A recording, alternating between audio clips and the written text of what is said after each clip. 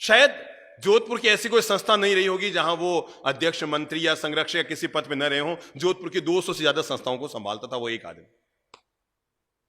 गीता भवन जैसी विराट संस्था भी वही संभालते थे।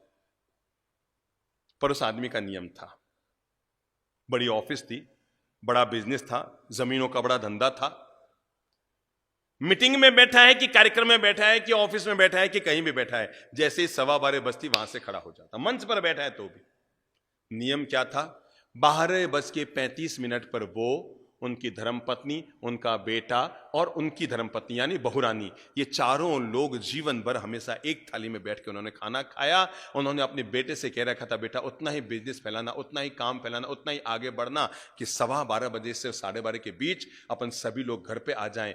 और उन्होंने जीवन भर तक एक थाली में बैठकर अपने बेटे के साथ खाना खाया।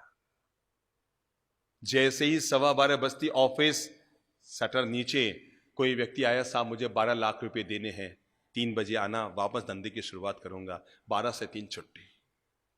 मैंने खुद ने देखा हुआ है, कोई व्यक्ति आया और उनको कहा, साहब 15 लाख का वो जमीन वो देना है, मैं लेके आया हूं थैले में, भैया अब मेरा बेटा मेरे भोजन के लिए इंतजार कर रहा है, 3 बजे वापस आना, धंधे के बाद उस समय करूंगा। हम फैसला करें, हम जीने के लिए कमा रहे हैं या कमाने के लिए जी रहे हैं, निर्णय कर लो। हम जीने के लिए कमा रहे हैं तो जीवन को व्यवस्थित कीजिए, और केवल कमाने के लिए जी रहे हैं तो अंधाधुंध लगे रहिए, इकट्ठे करते रहिए। अपने हर कार्य को व्यवस्थित कीजिए और घर को अपना टाइम जरूर दीजिए।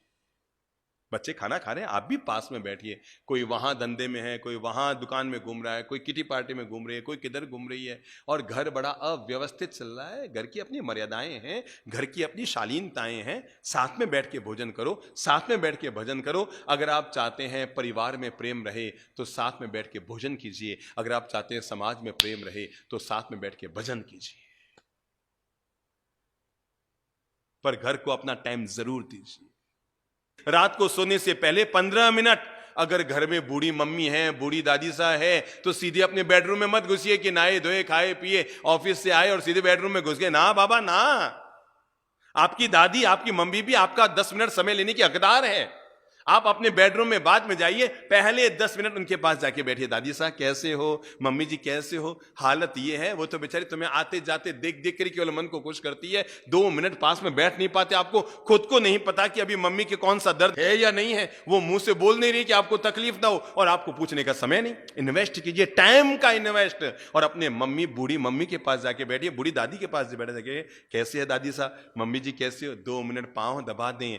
मेरे भाई, अगर आपके घर में 80 साल की बूढ़ी दादी माँ है, 90 साल की बूढ़ी दादी माँ है, आप बड़े किस्मत वाले हैं। क्योंकि याद रखना, बूढ़ा पेड़ फल तो नहीं देता है पर छाया जरूर देता है।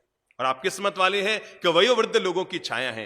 उनके पास जाओ, 10 मिनट उनके पांव दबा दो।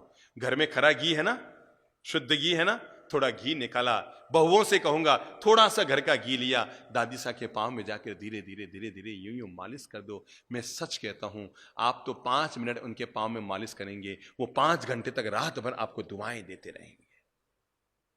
जो बहुएं, जो बच्चे रात को सोने से पहले अपने दादा दादी की सेवा करके सोया करते हैं, उनकी रात रात नहीं होती, उनकी हर रात दिवाली बन जाती है। जो रात को सोने से पहले घर की दादी सा अगर हैं, आप पत्नी को 8 घंटे देते हैं, धंधे को 8 घंटे देते हैं, बच्चों को 2 घंटे देते हैं, समाज में 4 घंटे गप्पे मारने में देते हैं, क्या आप में यह जागृति नहीं? जिस मां ने जन्म दिया, जिस पिता ने पूरा